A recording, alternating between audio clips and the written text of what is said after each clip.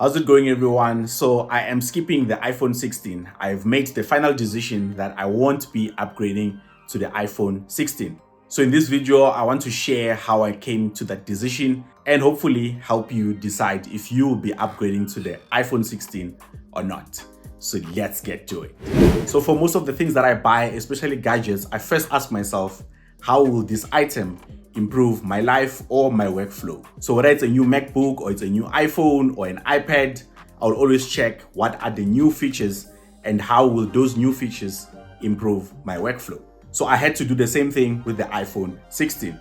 And the best way to do that was to look at this picture here, which summarizes the features of the iPhone 16. So this was presented by Apple at the Apple event when they announced the iPhone 16. And I also looked at this picture here, which summarizes the features of the iPhone 16 Pro. So what I did is I went through each one of these features and determined whether or not I will need that feature.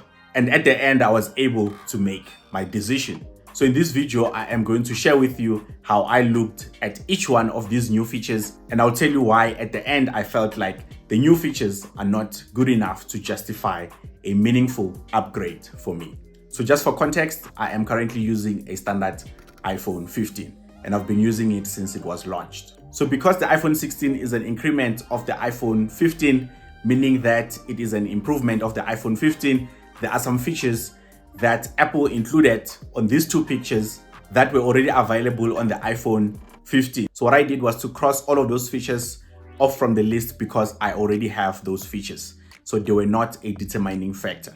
And those features are Dynamic Island, USB-C. I already have USB-C and Dynamic Island on the iPhone 15. And on the iPhone 16 Pro list, it's also USB-C.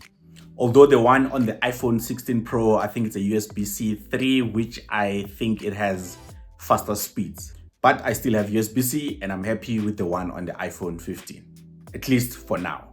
And then again, they also listed iOS 18, which I will also get on the iPhone 15. So I'm removing all of these features I already have. They won't affect my decision in any way. Okay, and then now that we have removed all of the features that are already available in the iPhone 15, let us look at features that are entirely new to the iPhone 16 or to the standard iPhone. So first, let us look at Action Button.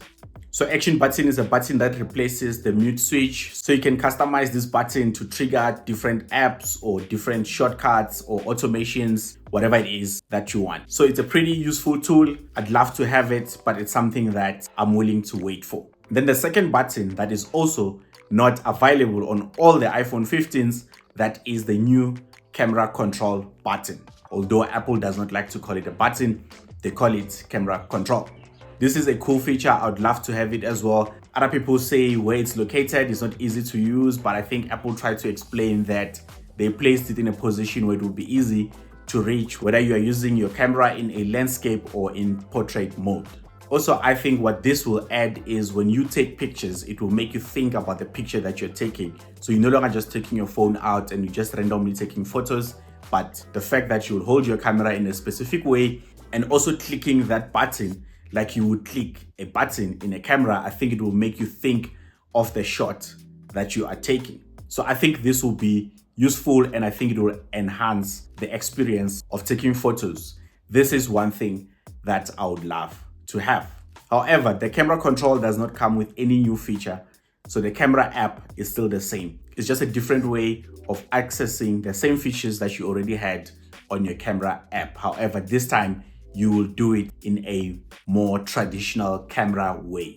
So those are the first two things, Action Button and camera control. Camera control is the one that I think is a legit button that I would really love to have.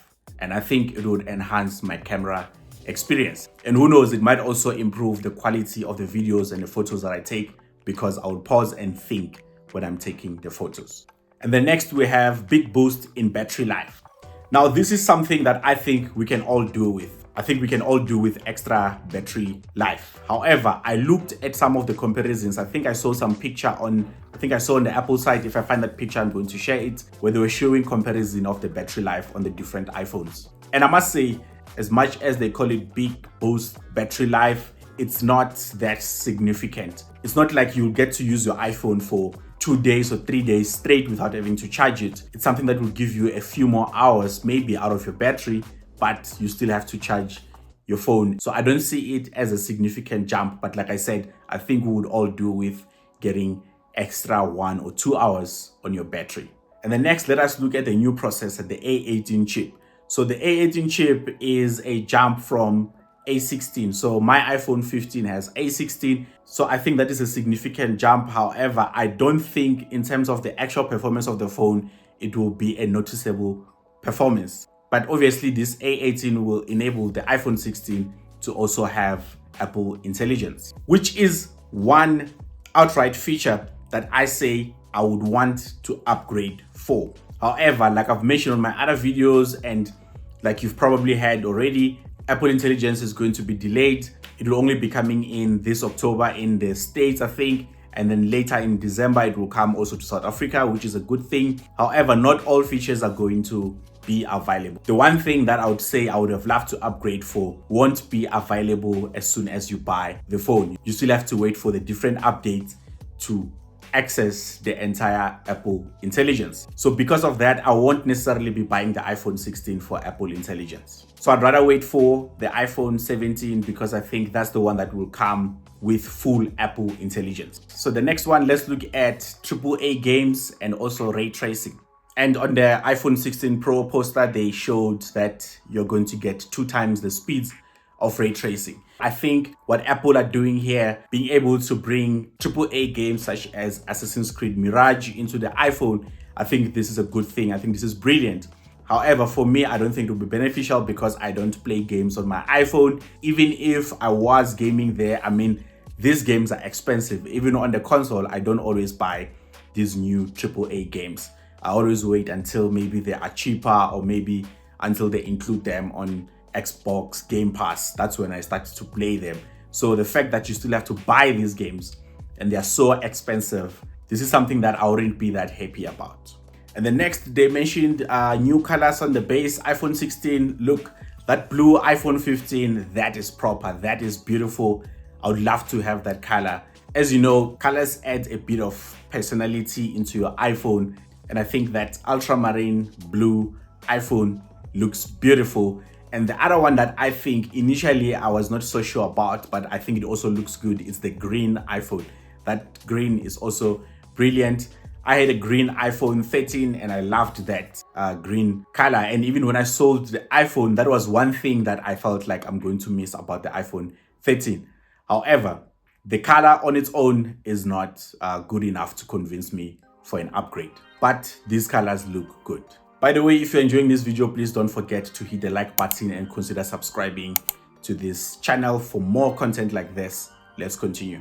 So let's look at some of the camera features. So now, even the standard iPhone will now be able to take special videos and photos, which you can play on the Vision Pro. So I think this is good for Apple and it's also going to boost the Vision Pro. I just wonder if you can use the same footage on other VR headsets such as the Meta Quest, because I think if they can be able to do that, then more people would actually want to buy this, because I think there's more people who own the Meta Quest than people who own Vision Pro. So again, Vision Pro is not even available in South Africa.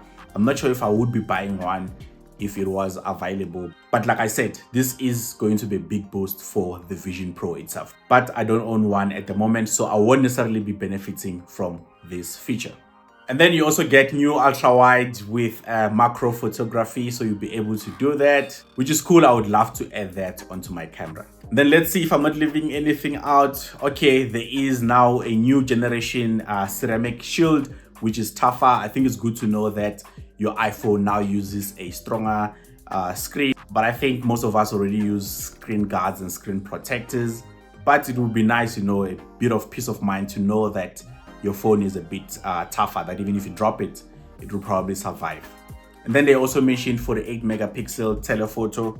They call it fusion camera, but I think it's still the same camera that is on the iPhone 15. It's not like it's a new thing. I think they're just using a new branding around these cameras. And then while we're speaking about the camera, the iPhone 16 Pro is going to now take 4K footage at 120 frames, which will be good for slow-mos, but I think I've mentioned on my other videos that I can count the number of times that I've taken a slow-mo video.